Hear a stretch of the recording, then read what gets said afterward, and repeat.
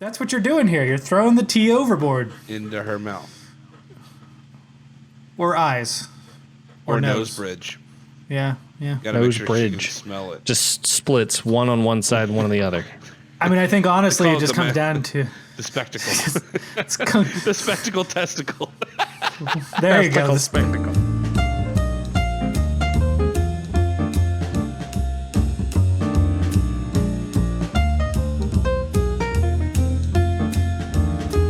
What is happening right now? Everything. Come on, cheers. We're all having a really bad one. Yeah, cheers. Cheers. What a great band, The Strokes. Clang, clang, clang, clunk. Hello and welcome to Strange Good Happy cover. Hour, Taco Tuesday, Cinco de Mayo edition. I am one of your hosts, Brent the Jesterhead Metcalfe, along to my left. The dispatcher, Mark Plover. And on my right, Handsome Jim. thank God his headset has the mic on there because he reached behind him and I was like, no, you're supposed to say something.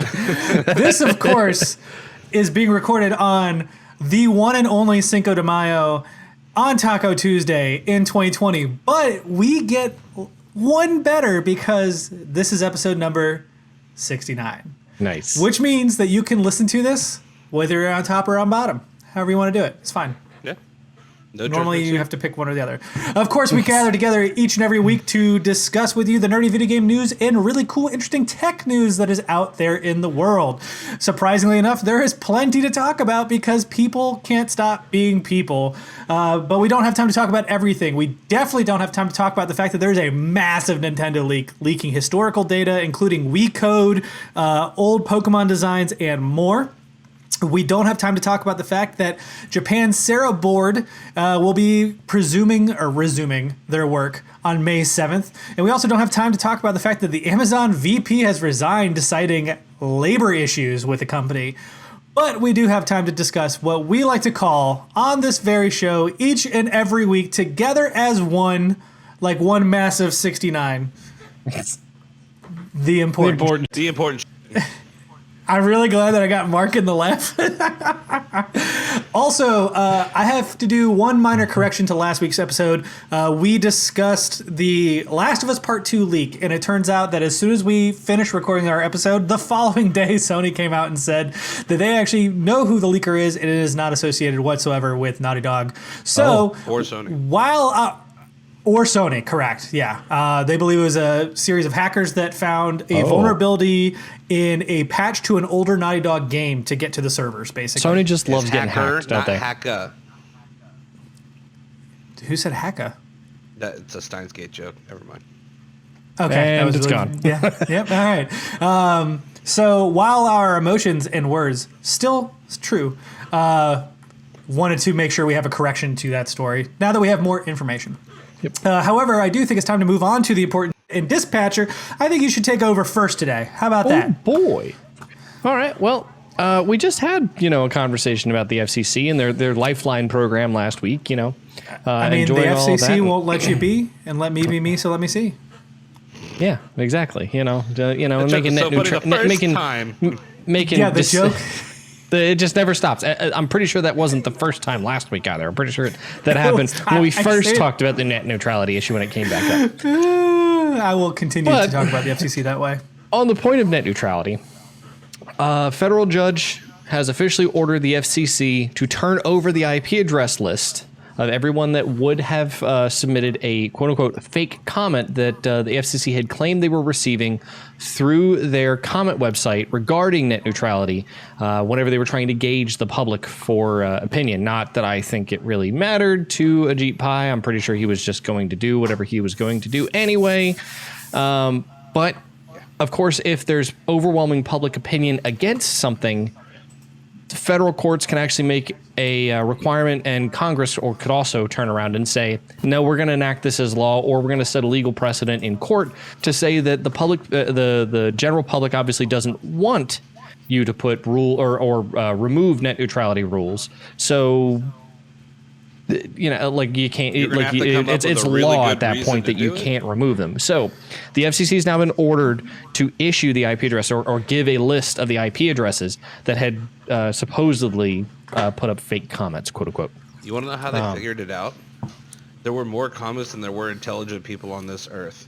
So they knew it had to be bots. Yeah. Well, the call was coming from within the house. So I'm not 100% certain what their definition is, or what describe or gave them the inkling that it was fake.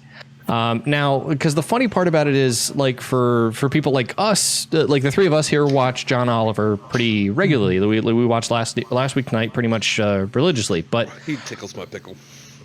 Exactly. So John Oliver had done a piece on net neutrality at the time, especially or part 2 anyway, whenever it came up the second time, and had come up with a pre-written thing to send to, the FCC or and there were plenty of other sites that had also given things where you could just fill in your name and it would submit it. Now, if they're trying to make a claim based on the idea that these quote unquote fake ones all fit, like the same kind of template, because it with different names on it.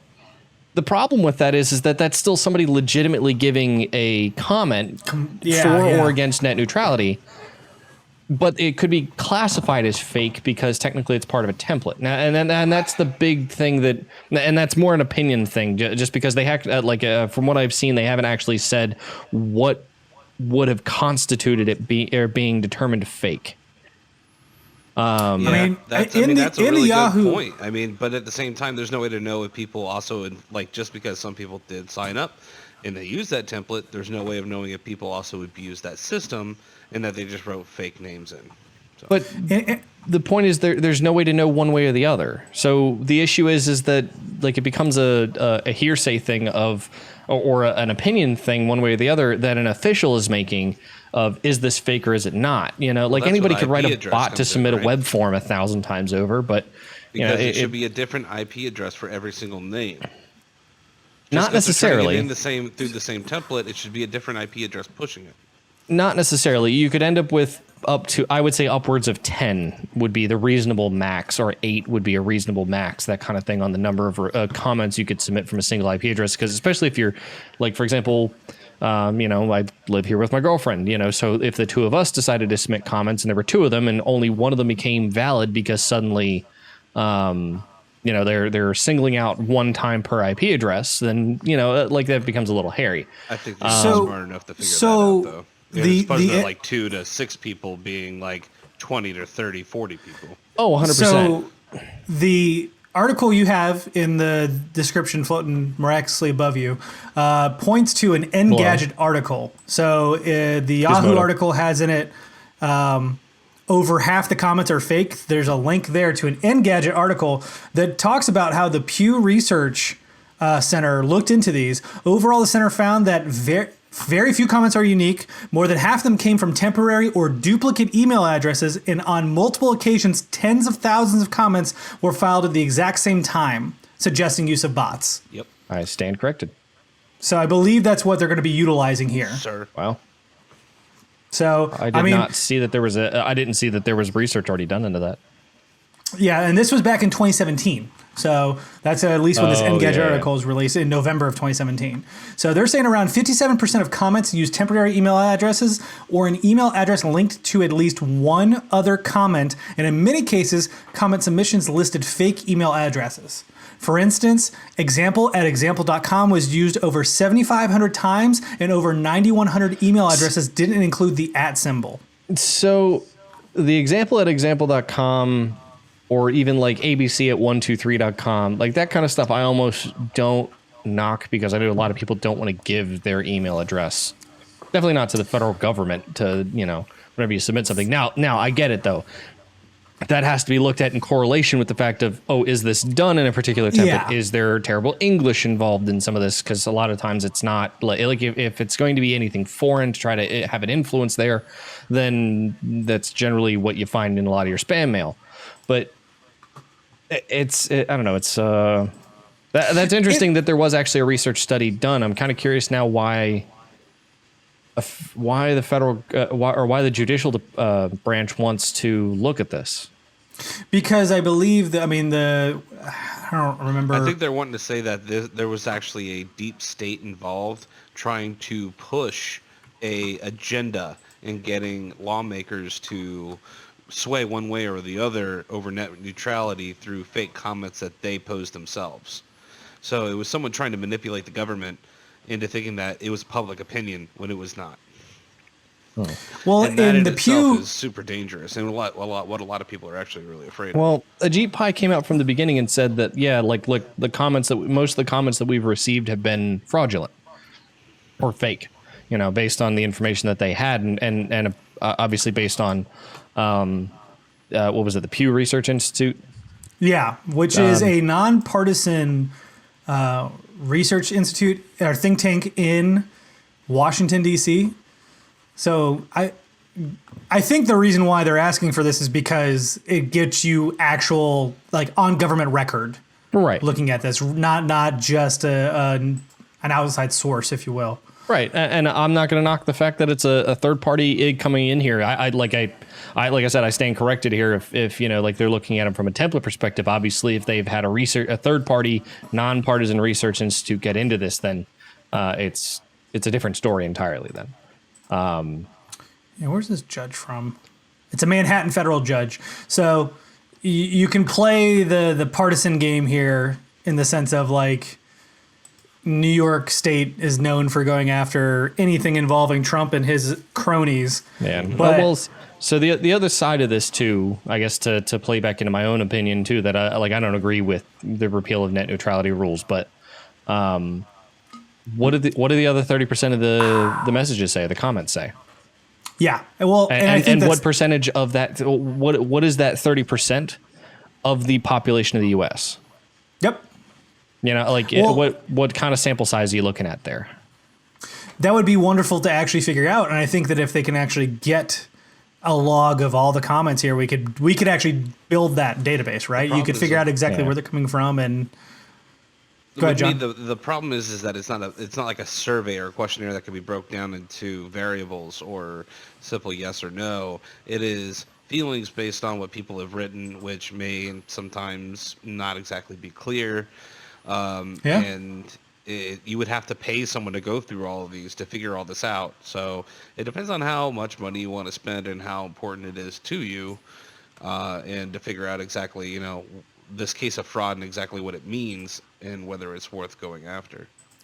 Yeah, I think the issue right now is that we really, other than the Pew Research Center, there's not been a whole lot of research on this. I don't think anybody else has dived into it. So how else are you going to attack it unless you actually go after the information itself first and go from there? The hard part that they've run into, and because I mean, this system's had issues before, but the problem is, how do you make this both anonymous and singular, at the same time, without going through a third party company, because you can't ask people to type their social in on the website, to make the comments individual and unique. And then, have other verifying information in there, because, well, then it's not anonymous. Well, no, but it also then opens up to, You could use a VPN. Well, no. So the idea wouldn't be at that point to use an IP address, use your social security number, your name, and your address to validate who you are before you leave a comment on a website like that, or on a federal website like that, to make sure that you only have validated people making comments on this stuff. Or citizens making comments on this. I don't even think it was truly intended to be taken that seriously. I think the only reason it got the attention it did was because of the flooding of the amount of response that it got. And then proving that it was false, it actually was saying, well, did this actually sway our lawmakers in pushing it one way or another? That could be a problem. To some extent, I get that. I think the other side too is, if there had been overwhelming comments to the negative of repealing net neutrality laws, I feel like there's some precedent for the Senate or I'm sorry, Congress or the federal courts to step in and say, look, there's overwhelming evidence here that the public doesn't want this. Don't do it. Well, the federal courts, right, are also the ones that said that there isn't really that much of a invasion of privacy at this point in time for the information to outweigh the benefit of what's going on. So it's going to be kind of hard to, I guess it depends on what they do with the information. But if you're just getting the IP address itself, and I guess you can dig deeper if you want to, but is there do they have the money to do it? Do they really want to do it? Is it necessary? Yeah. I mean, Yeah. all of these are questions. I think what they're going to be looking at are the bot responses and going, let's figure out where this came from and then go in that direction. They're not looking at people who gave real comments. Not the point. So off of that comment, there's another thing in this Engadget. In this Engadget article, the report also notes that only 6% of comments were unique. Of the other 94%, many came from forum posts provided by websites like battleforthenet.com and groups like Taxpayers Protection Alliance. However, others appeared to be generated by automated processes like bot campaigns. On over 100 occasions, 25,000 or more comments were submitted at the exact same time, and on 9 occasions, 75,000 or more submissions were registered simultaneously. The biggest instance of this saw over 475,000 comments submitted at the exact same second. See, these are just bad bot writers. Further, these are just awful developers. Aside from pro or anti-net neutrality comments, they thought anybody was going to look at it. There were also a few very off-topic comments. A few dozen references to the B movie. Some even contained parts of the movie's script. Over 100 were made up, mostly non-alphanumeric characters, and others featured short messages like cat video, Google it, sad, ! And then just all exclamation points. See, these are terrible developers.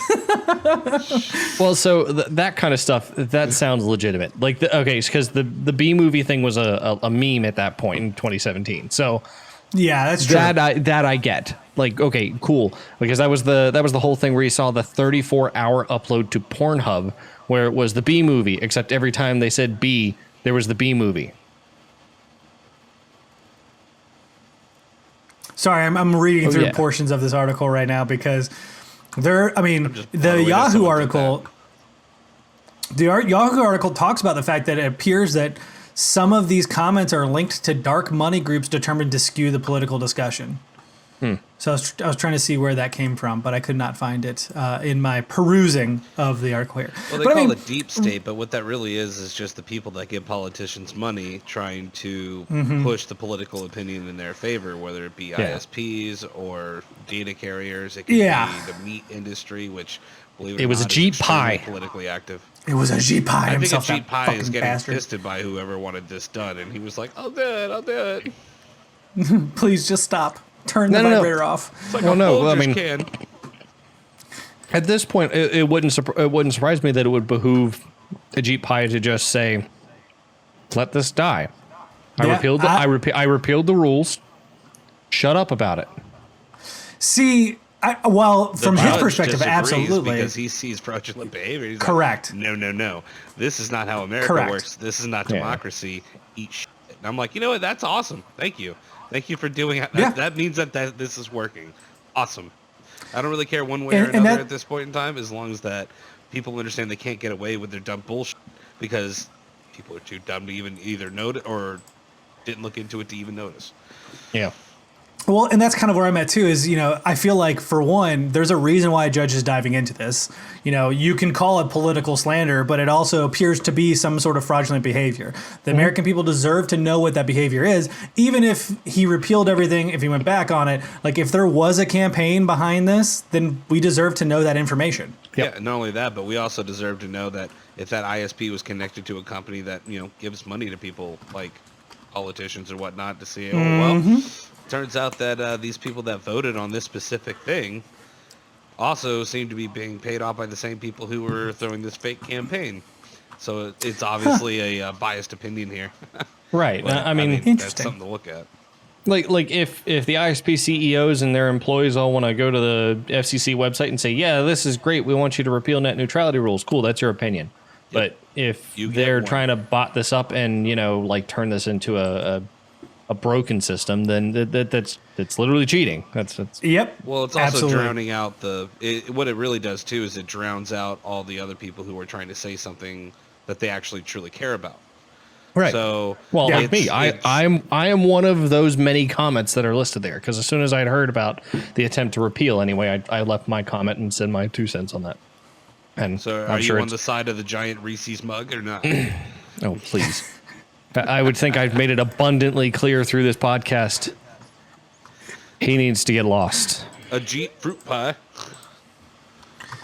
I like that you're like, I don't want to say he needs to die, but he needs to get lost. I'm not that mean. Cinco de Mayo, it's a holiday. All the okay? time. Everybody calm down. We need to show some decorum here, okay? There's no decor. No decor. Please let us know what you think about the judge ordering the FCC to turn over these comments. Do you agree with it? Do you think that we should know this information? Do you not care? Could you care less because they didn't do anything about it? You should care. You know, you should care, but that's our opinions. I'd like to know what you're thinking. Floating in the comments above. Mark like an angry cloud. Look at him. He's so angry. Angry. I think we're going to move on to Handsome John here to talk about one very specific game that you and I are very excited about. And hopefully Mark will be able to ask at least one question. That's the goal. One question, Mark, okay? I'm just fucking with you. That's me. Okay. Talk to us about Vikings, John. Vikings. So Ubisoft has just announced that they are going to release their next Assassin's Creed is going to be Valhalla and will indeed be Valhalla! One. PS5, Xbox Series X, as well as the other available platforms. What's cool is that Xbox is, I have to look this up because I don't want to call it something it's not, Smart Delivery, where it will be available on, you can buy it on Xbox, One X or Xbox One, and if you upgrade to the Series X, you will be able to freely upgrade to the Series X game, which is really cool in my opinion. I think I wish that PlayStation would have done that with a lot of games like Last of Us, for instance. I feel like they should have.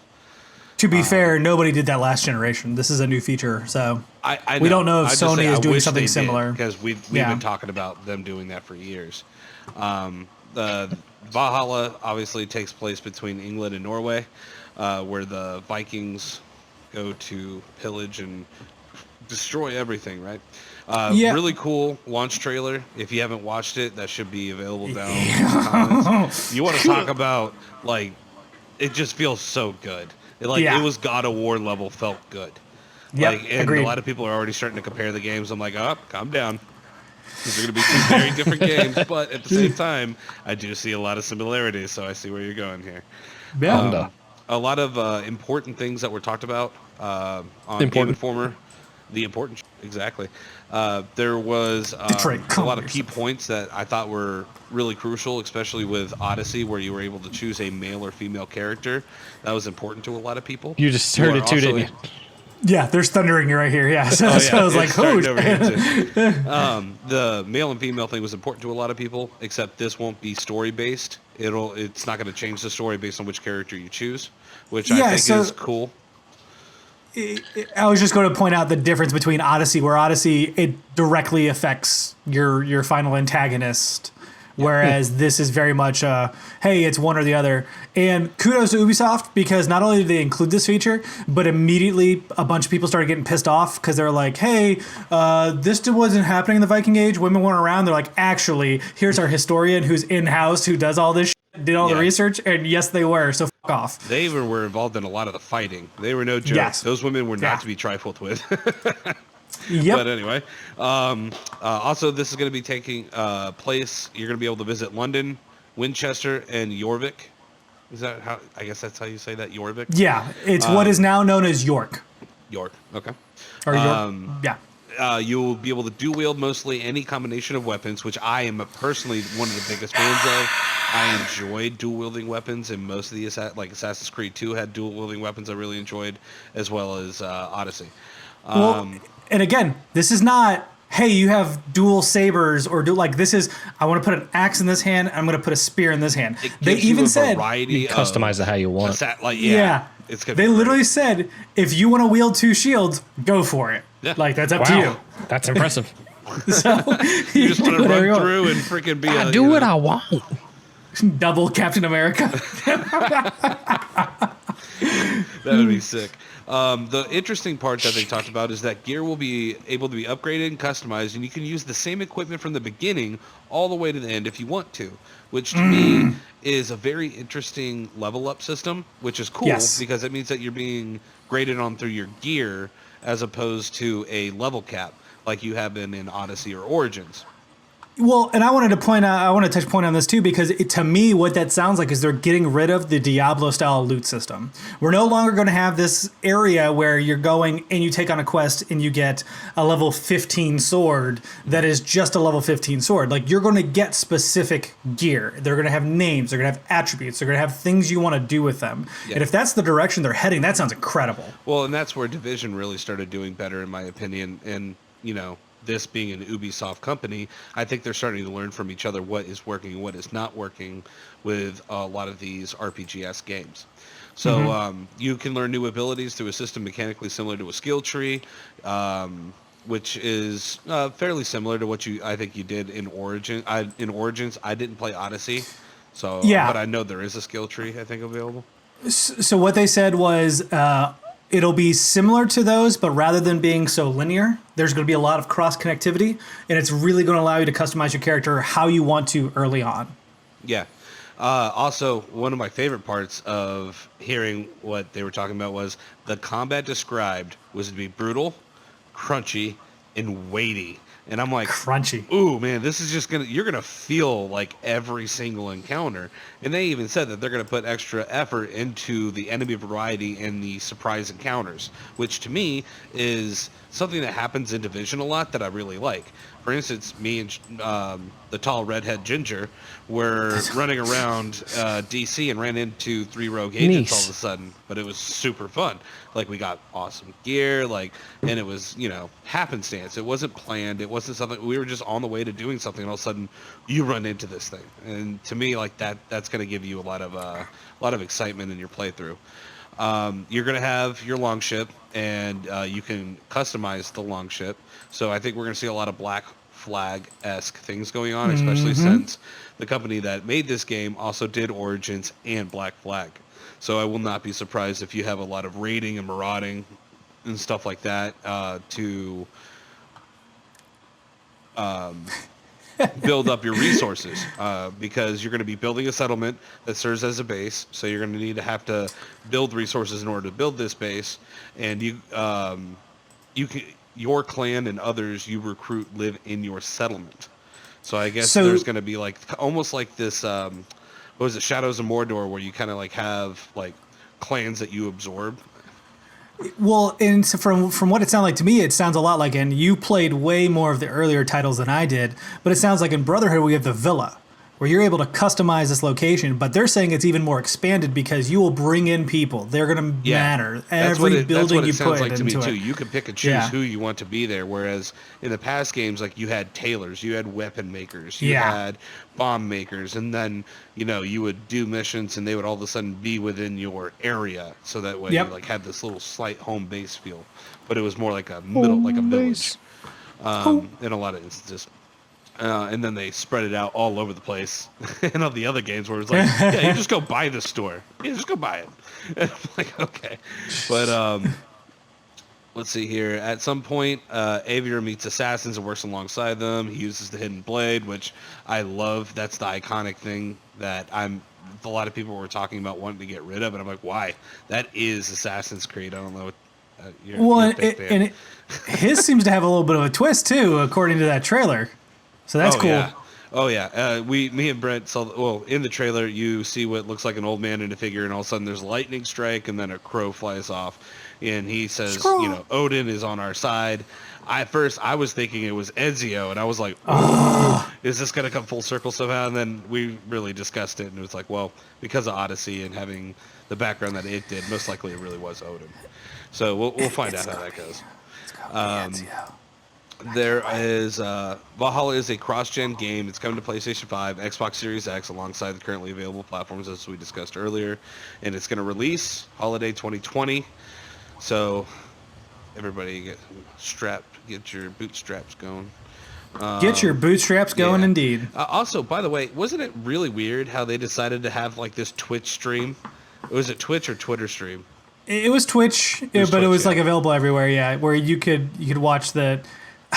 So you're watching this slow building thing going on, which is cool. It's a great tease for a day. I'm glad they didn't just have it as their big reveal, because it was a reveal hey, this is Valhalla, and then all of a sudden later on we got the trailer and it really hit home. It was super bizarre because what they did is that they had this stream go on for almost 10 hours to reveal the artwork for it. And then they, at the end of it, it was, hey, here's the artwork for it. Now we're going to officially use this as like our logo, and you can see the trailer tomorrow. Yeah. It's like, why would you do it that way? I don't know. It was, yeah. Well, there's not even anybody talking in it. It was so boring. It's literally a guy drawing. His name's Boss Logic. He's a very talented artist. He's done so much, and he was very excited to work with Ubisoft on it. But it was just a very bizarre scenario. I mean, as you can tell, I'm a super Assassin's Creed fan. I've got my artwork over here, and I got something I got for my birthday. I freaking loved that. It's freaking awesome. Altair. So hot. Still not on the wall, but that's cool. You know. It's because I'm not in my place yet to put it on the wall. So. I'm really excited to see where this goes. I like where this, because that was one of my main complaints with Origins and what I heard about Odyssey was the level cap system and it making it a very much more linear story, whereas this gives you so much more freedom. I mean, every weapon is individual and special, and that's going to make it your story. And the fact that you can dual wield different weapons is going to be super important to your play style, how you like it. Do you want something heavy? Do you want to be flying around and, being super nimble? Or do you want to be that guy with 2 shields running around like a retard trying to bash everybody to death? It's all good. Whatever you want to do, that's completely fine. So I'm glad to see that they're learning from a lot of their mistakes, I think, and what people are saying. And Ubisoft has really done a good job in the past few iterations listening to people. I think they're still a little bit lost in their main storyline when involved with Assassin's Creed. That is kind of disappointing. That has so much potential that they just been pooping all over the place. But it is what it is. It's interesting because you are still in the midst of Origins and you haven't played Odyssey, so you're going to miss out on the actual future storyline of this or portions of it. I'll just watch YouTube stuff of it. Okay. You might have to, but there's a lot of interesting discussion here where they're talking about, not just weapons, but every piece of gear. So we're talking about armor, like as you layer yourself out, like all of that's going to be completely unique. This is being worked on by 12 other Ubisoft studios on top of Ubisoft Montreal to help it. This is the largest. Yeah, it's the largest undertaking they have gone on. Wow. And we don't know too much other than we've seen the trailer. They're giving us information, and then we see a ton of screenshots that may or may not be accurately depicting the actual gameplay. But I think one big thing that I find interesting is that there's a specific screenshot of Eivor with a bear next to him. So is this going to unlock other abilities that we haven't seen in other Assassin's Creeds where you can have more control over various creatures? Like there can be a lot here for them to utilize, and they have the capacity to grow. They're moving on to next gen. Now, obviously, this is going to be like Black Flag was last generation, where Black Flag, while a big undertaking and look gorgeous on PS4, could play on PS3. So we're going to see this game be limited by the fact that it is cross-gen. But even if they just can use this as a jumping off point to begin the new generation of Assassin's Creed, similar to what we saw with Black Flag, I'm in. I'm down. And I cannot wait to see what this game has to show coming this summer, I assume. It gives me Far Cry Primal vibes with the bear thing. Like, are we gonna have an animal, like spirit animal thing going on here, or because I mean the hawk was always, I guess it would be a hawk, not a falcon. It's always been an like eagle, sir? A bird, eagle. Yeah, there you go, hawk, bird, eagle. It's an eagle. Eagle. The eagle? Is it really an eagle? He calls himself an Assassin's Creed fan. I am an Assassin's Creed fan. I don't ever what the bird was. It lays eggs and poops everywhere. So do platypuses. But they're cooler. They have like poison claws. Yeah, they do. Only the males though, not the females. Which is really weird, but also I know. Cool. Frankenstein monster. So, I mean, let us know if you're excited about Valhalla. I am. I think that this is going to be an extremely brutal story. I want this to be, like, so M-rated that you're, like, the combat is just going to feel good. Like, you are in it. I can't wait. I want you to know that it will not be M-rated, but it'll feel very good. Yeah. It'll be very good. Yes, please let us know what you think about Assassin's Creed Valhalla in the comments floating above. You're cleavering people. above Mark. I've got some catching up to do. Hello. There we go. It looks fantastic. I personally cannot wait as well, especially because I love the studio that made Black Flag. 'Cause Black Flag is the best Assassin's Creed ever. Moving on to my topic. We're going to talk about Jeff Keighley surprise announcing Summer Game Fest. So for those of you who do not know, Summer Game Fest is going to be 4 months worth of game announcements, and not just game announcements, but it's going to be a little bit of everything. So I'm going to read directly from his tweet here so I can not confuse anything. Introducing Summer Game Fest, a new season of news, in-game events, and playable content from the entire video game industry, May through August 2020, in a developer showcase with I Am 8-Bit 2. See you soon, summergamefest.com. So in the comments, you can actually find the link to this tweet where you can also sign up to make sure you are notified when they're going live. What this sounds like to me is a replacement for E3, but a replacement in a digital age. So rather than doing 1 week of coverage, 4 months. 4 months is a huge time frame. But what is 4 months also a lot? Ensuring that every person gets their month. So Sony, Microsoft, Nintendo, each individually can have an entire month worth of coverage, and third parties can be mixed in the middle if they want to. Wow. So Sony's already really kind of come out and said that we don't want to be a part of that scene anymore. So is that going to be, what are they going to do to be able to grab them back? Well, for one, this is not associated with E3. I know Sony was done with E3 in general. I think that the cost was too high. They did not want to be a part of this. However, you can see in the trailer for the Summer Game Fest, it is highlighting a ton of Sony games. It highlights Ghost of Tsushima. It highlights the Last of Us Part 2. There's other things. I mean, we're talking right now. We're in May. I assume we're going to be hearing something soon. It's only the 5th, so. They're also desperate right now. They want to get the word out. They want people to still buy these games. They're just trying to get as much advertisement as they can. Would this continue later on down the road? I don't know. This is obviously the first year. So it's going to be bent on, like, the success of this will matter. However, we already have Microsoft, Larry Herb, who is the head of, what is his title? I'm trying to figure it out right now. Xbox Major Nelson, he doesn't have his title on here. Of course it doesn't. He's high up on Xbox, has been for years. Both him and, I can't believe my mind blanks right now. Thank you, Phil Spencer, have both retweeted and talked about this event. They are very much in the game, if you will. Cyberpunk 2077 CD Projekt Red has also said that they will be available here through this means. I mean, we're already seeing some big industry people, and the fact that I Am 8-Bit was the creative company that was the creative director of E3.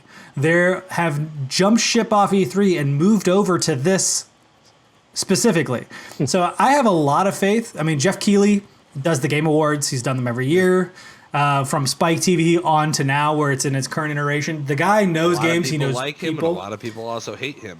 So. Well, I think there's plenty of people who hate what he has done. I mean, from the sense of the Game Awards, there have been some rough years. He doesn't have control of the content. Like, when you look at the Sony State of Plays, for instance, they don't even do a good job for themselves. So you can only imagine he can only do with what he's got to work. Correct. With. And also, I mean, you have to also take into account the fact that, they have to be advertised. They need funding for some of this. They can't just do it for free. But personally, I like Jeff Keighley. I think the man knows games and has been around for quite some time and knows them well enough that he believes he can bring them into a bigger spotlight. I think he's proven that with the Game Awards for the past 2 years have been phenomenal. And Summer of Play sounds interesting. On top of the fact that not only is this just announcements, but this gives the opportunity for developers to come together and be like, hey, we're going to, Fortnite can come out and release a new game mode through an announcement on this stream, and then you're able to play it. There's demos, all these things that are available, and E3 does not really allow for that because, again, it's 1 week. You don't want to give away too much. You're getting hype, but also you're trying to make sure that you're not losing money. I really think that this has the opportunity to grow, considering the fact that the man who is behind it already runs a digital platform for the Game Awards for the past 4 years by himself. So are we going to see the reemergence of demos because of this?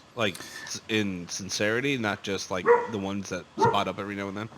It may not be straight demos, but I do believe we're going to see a lot of in-game events, in-game content, right? So, you've got Halo Infinite coming out. I'm sure there's going to be something going on with the Halo Master Chief Collection. Gears 5, Gears Tactics just released. Like, in-game events are easy in those instances. On top of the fact that you have, like, Nintendo has Super Smash Brothers and Mario Kart that are constantly going on. PlayStation themselves, they have Dreams now, which is a great way to kind of feed into things. Especially since they released the demo that allows you to play, like, the top 3 Dreams for free. Like, they're the top 3 user-created content every week you could play for free, and you get 30 minutes of the actual campaign.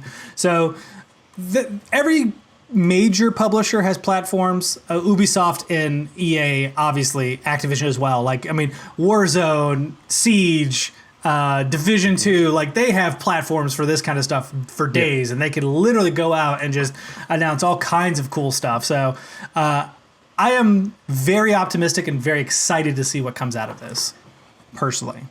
I also think it's the death nail for E3. I truly do. I think that death nail was put on for when the coronavirus struck.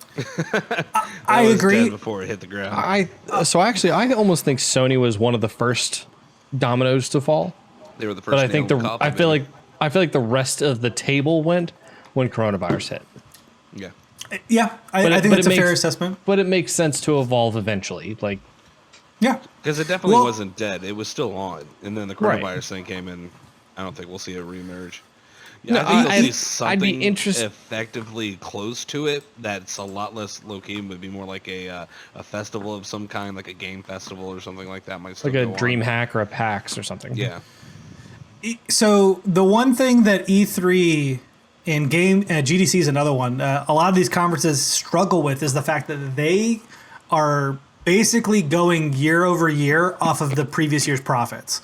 So without having an actual conference, the question is, does the ESRB have enough money to do something? Even digitally, there still has to be production value. There still has to be people coming in. How do you entice them without charging them? Like, I'm not talking about the general audience. I'm talking about, like, they charge exuberant amounts of money for Sony and Microsoft and everyone to be there, which is why so many publishers moved to off-site and saying, we're still a part of the E3 experience, we're just not there. That was like PAX, for example. Adult Swim hosted their own after party. So instead of paying the fee to be in PAX with everyone else, right, they just rented out a spot in a club for a night and got a ton of people, couple hundred people running through anyway, that just to tour the space and have some drinks and all that stuff. So, and on top of that, a lot of people have probably enjoyed that in its essence a little bit better, because you had a lot more freedom. You could drink. You can, it was nearly as crowded. I mean, like the big thing is they were showcasing Samurai Jack. So, yeah. So, but I mean, I get that though. I mean, like if it's extremely expensive at these or at these conventions, what's the point in the publishers, the developers, the companies, the platforms, whatever, to go in there and do that kind of thing? When quite literally, it's the idea. Oh, well, you'll get the exposure. That's literally what it is. That's what you're paying for. Yeah, it's advertisement. I mean, you get the people who are there talking about it, the journalists who are writing about it. You get the people with hands-on stuff that is coming out soon that you want people to see, and you want that to get out. You want the journalists to talk about. I mean, there's a lot to be paid for here. I mean, in general, the amount of millions of views between Twitter and I mean, just from IGN alone, with everything that's reported off E3, it'd be worth it in marketing budget. But you gotta weigh out how much that's worth it to pay for the IRL spot, pay for the people to build scenes and layouts and booths, and then pay the people to run them and everything like that, as to what you're getting from the exposure. On top of the fact that if you think about it, right, Jeff Keighley is going to be looking for advertisers. So if you're involved in this summer of play and you're also an advertiser for a week, where in between every video of Xbox, there's a PlayStation commercial or an Xbox commercial, like whatever you want to do, right? Assassin's Creed Valhalla, I'm sure we'll see a boatload of commercials between the coverage there. And that level of coverage is probably going to be far less because it's literally applying the commercial you've already created to a stream, and you're probably giving them couple $10,000. So $10,000-$20,000 comparatively to what you would spend to ship your booth's material over there, have the proper staff, set it up, take it down, make sure that they're every day on top of whatever else you're trying to do, and that doesn't even cover everything else you're trying to pull up, and have your own show, which requires planning, making sure the VIPs are taken care of. Like, I don't know how E3 survives this, in the sense that by the time we come around to this time next year, if they don't have a plan and they don't have advertising out to let everyone know what they're doing, and Jeff Keighley comes around again in May, which is a month earlier than E3, and says, hey, Summer of Games Year 2 is kicking off, like, where else would anybody go? Yeah, exactly. Like, why would you care? So, yeah. I thought it was funny. I just posted an image, or I posted a screenshot I took anyway of the Keighley tweet anyway, and just look at the bottom comment that's the bottom reply that's on E3 is officially dead. So please let us know what you think about the Summer of Games. Are you excited? Do you think this is the nail in the coffin for E3? I have had some conversations with people. I know a few who do not believe this is the end. I think they're wrong, but let us know in the comments floating above me like a graceful crown on top of a king. It sucks because I remember me and Brent used to have like full-on parties watching this stuff. Oh, yeah. I love E3. Oh, it's the changing of the universe you have to get used to. Our first year with the podcast was like we had talked about doing a viewing party for it and trying to do one this year even, but like here we are. Does make sense. Does make sense. So please let us know floating in the comments above me like a crown. But now it's time for last call. Last call. Man, why did you wait so long? God, I really didn't. I was actually ahead of you. That was actually timed really well between all of us. I was ahead of you. Me. Yeah. Does not matter. Of course, we are still in our quarantine edition. Part 10. And it is Cinco de Mayo, Taco Tuesday. So we all have our own special Cinco de Mayo themed drinks. I had a delicious margarita here that is empty, and then a Corona that is also empty. I've got, of course, Dos Equis. It was Dos Equis. Delicious. I want you to know how dumb I am. I recently looked at those cans, because you left some here, and I was drinking them, and I was like, 2 X's. Dos Equis. That makes sense. Now I understand where the name comes from. Awesome, Brent. Buddy. X marks the spot. Here for you guys. Brent. Right here is where you punch it. What about you? What about you, Dispatcher? What you drinking? I am drinking something called a Brave Bull. So in particular, I wanted to do something that was tequila based. So I've got me some Silver Patron. And I already talked to these guys beforehand and showed, just because I find how I guess odd these this series of ingredients are. But this is Kahlua. It is. I still stand by that statement. I want to try it. You fill the glass full of ice. It is 2 parts tequila, 1 part Kahlua. Yeah. That is That's a punch right there. Lot of tequila. Yeah. But yeah. I don't taste the tequila. It's dangerous. It's the dangerous really part, yeah. dangerous. But this is also my second glass now, so we'll see how I do. Of course, we do have our Discord, which you are more than welcome to join us on. As a matter of fact, during our quarantine, this is how we're communicating, is via Discord video chat. So thank you, Discord. You are wonderful. We do have a weekly reading, which is all about how a modder has brought Bloodborne up to run at 60 frames per second. Of course, Bloodborne is exclusive to PS4, runs at 30 frames per second. This article is interesting because there's also a video tied to it in which they showcase that by bringing the game up to 60 frames per second, the world clock does not adjust. So that it runs. So everything's at twice the speed. Oh, gosh. It's great, but it's so good, so good. For some cool shit, I happened to notice an article about a Chinese delivery company that literally is using frames in the same way that Death Stranding uses exoskeletons, which help support the person to allow them to carry like double or triple the weight on their back. So it literally looks like somebody's walking around in Death Stranding cosplay. Oh, man. Worth looking into. For the weekly deals, knows the future. I mean, he did come up with how this pandemic would turn out for us. Come on, we're all self-isolating. We're afraid to be near people. No, that's part of Tom Clancy had also a bit, but like part of the story of Death Stranding is that you're literally carrying equipment and gear to people in shelters that are self-isolating because they're too afraid to be around other people. Like literally, that's part of the story. Anyways, I don't blame them. They're scary. They are scary. Of course, we have 2 deals this week. If you want to read the entirety of the Walking Dead comic line, it's 160 plus different volumes. You can read all of them for $18 off a Humble Bundle. Not bad. Not only does it include the main line, but it also includes all of the issues, not volumes. Issues. There's a difference. It also includes all the side stories. So pretty well worth it. I am probably going to pick it up myself simply because I've wanted to read the comics for quite some time, have not. Not a bad idea. Also, there's a Sierra game bundle. This actually was announced today, and Sierra Games is well known for their adventure games. So they're known for the Gabriel Knight series. There you can play quite a few of those Gabriel Knight games on here, including A Beast Within, as well as Gabriel Knight 3, Blood of the Sacred, Blood of the Damned. But they have a couple of other interesting games on here, including Shiftlings, King's Quest, Space Quest, Caesar 3 and 4, and Velocity, of all games, John. Such a great game. It's actually Velocity 2X, which is even better. I platinum that bad boy. For $1, you get Velocity 2X along with Gabriel Knight 3, and for $12, you get a total of, oh god, that's 7.